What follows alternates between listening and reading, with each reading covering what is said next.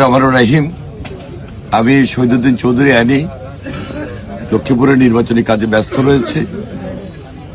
এর মধ্যে আমি শুনতে পেলাম যে আমার নির্বাচনী কাজে ব্যস্ত যে গাড়ি, সে গাড়ি চেক করেছেন। প্রকৃতপক্ষে যে নিউজ সেটি হলো যে আমার নির্বাচনী এজেন্ট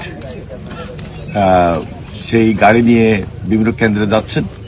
সেখানে আমার যে ব্যয়, তার মধ্যে 15 লক্ষ টাকা কেন্দ্র ওয়াইজ দেওয়ার জন্য যে আমার নিয়োজিত দায়িত্বে ছিলেন কর্তৃপক্ষ সেটা চেক করেছেন এবং কোর্ট থেকে ইতিমধ্যে সেটা রিলিজও করেছেন যে না, হ্যাঁ, এটা সত্যিই যে এটা কেন্দ্র ফি বাবদ ব্যবহার হচ্ছে।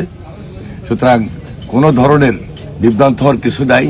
যারা এটা নিয়ে নিউজ করছেন, আমি মনে করি সম্পূর্ণভাবে উদ্দেশ্যমূলক এবং বিভ্রান্তমূলক, আমার ইমেজকে ক্ষুণ্ণ করার জন্য এই ধরনের নিউজ ছাপাচ্ছেন বা নিউজ করছেন। আমি এর তীব্র প্রতিবাদ জানাই।